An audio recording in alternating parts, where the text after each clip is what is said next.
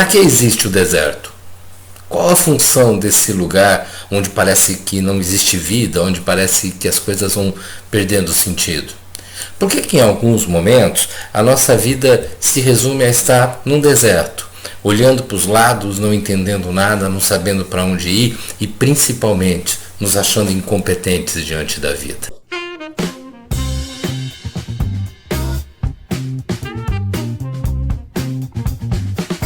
Interessante, né? A gente vem já há um bom tempo questionando o fato de tantas pessoas, dizemos especialmente os jovens, mas não são apenas eles, e tantas pessoas querendo se isolar nas suas casas, nos seus quartos, atrás de suas telas, pessoas querendo se isolar em suas redes, e de repente surge uma grande guerra. No mês de março de agora, 2020, surge uma grande guerra que nos coloca numa situação de deserto. Uma situação em que todos devemos estar protegidos em nossas casas, muitos dentro de suas famílias, outros absolutamente sozinhos, o que com certeza é algo extremamente complexo, algo para aquilo que não estávamos preparados. E como viver nesse deserto? Primeiro vamos entender algo. O deserto não é um lugar sem vida.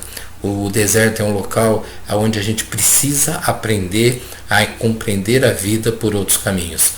O deserto é um local onde a gente tem uma necessidade de reinterpretar a vida, reinterpretar a história.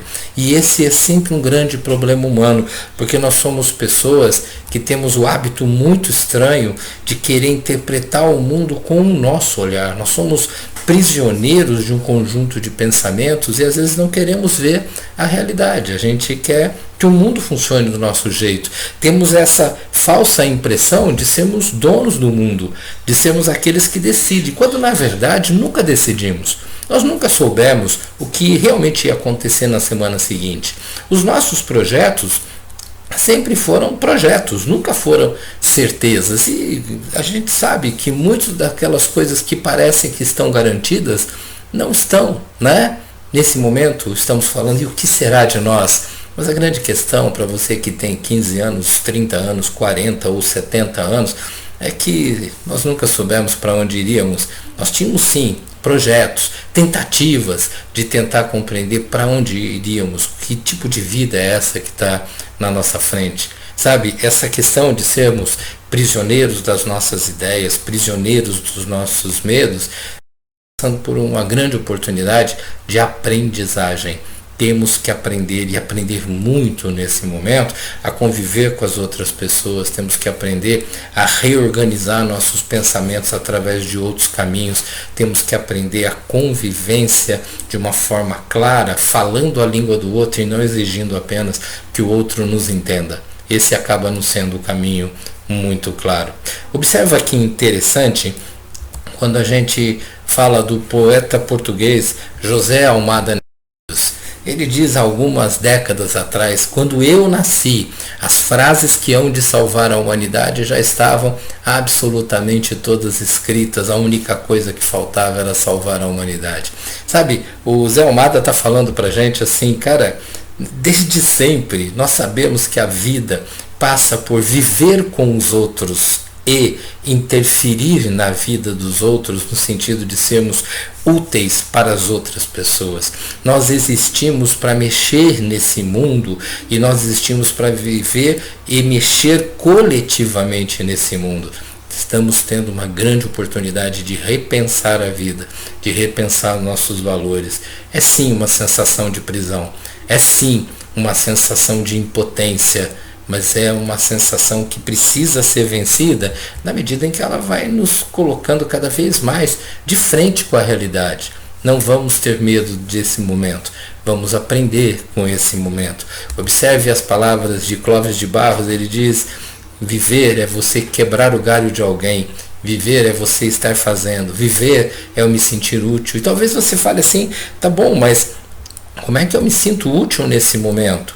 Né? Tem coisas pequenas, práticas, varrer uma casa, trocar uma lâmpada, consertar alguma coisa que está quebrada, divertir, cantar, tocar violão, algum outro instrumento, desenhar, ler livros, rever fotografias, mas muito especialmente dialogar. Dialogar com as pessoas que estão à nossa volta e dialogar, inclusive utilizando a mesma ferramenta, a tela, que isolava pessoas o tempo todo, como sendo forma de agregar pessoas, de aproximar pessoas. Procure seus amigos, procure as pessoas que você gosta, pergunta como é que elas estão, mas não pergunte única e exclusivamente sobre você está passando bem por essa fase, não, pergunte como elas estão, como é que estão as histórias anteriores, pergunte como é que ela está se organizando, questione ela sobre a passagem pelo deserto. Como é que elas estão encarando a passagem pelo deserto? Como é que elas estão encarando esse momento? Elas estão refletindo sobre quem elas são?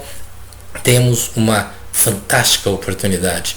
Temos a fantástica oportunidade de poder, nesse momento, estar aprendendo sobre nós mesmos e sobre os mais próximos. Quem sabe assim, ao voltar para o mundo comum, a sairmos dessa situação, possamos ser pessoas mais preparadas para preparar os jovens que ainda estão para nascer, ainda estão para vir. Quem sabe não é o início de uma nova geração muito melhor que a nossa, porque a nossa, infelizmente, vinha perdendo a capacidade de viver em grupo e interferir de forma positiva. Vamos melhorar?